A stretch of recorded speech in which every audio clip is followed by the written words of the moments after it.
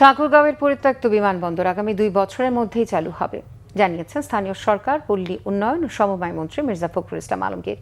পরিত্যক্ত এই বিমানবন্দরটি দুপুরে পরিদর্শন শেষে জেলা বিএনপির আয়োজনে এক সংবর্ধনা অনুষ্ঠানে তিনি এই তথ্য জানান।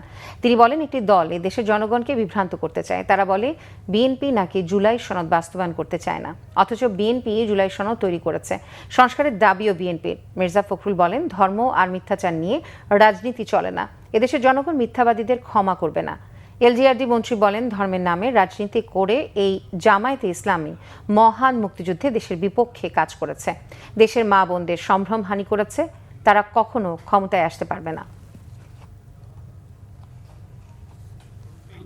কৃতজ্ঞতার আমার শেষ নেই যে তার উদ্যোগের কারণে আজকে এই কাজগুলো আমি মাত্র 90 দিনের মধ্যে 3 মাসের মধ্যে হবে ইনশাআল্লাহ। বলেছি হবে, আমাদের প্রধানমন্ত্রী বলেছেন হবে, মন্ত্রীরা বলে গেছেন হবে। আগামী 2 বছরের মধ্যে ইনশাআল্লাহ এখানে আপনারা ট্রেনে উঠতে পারবেন।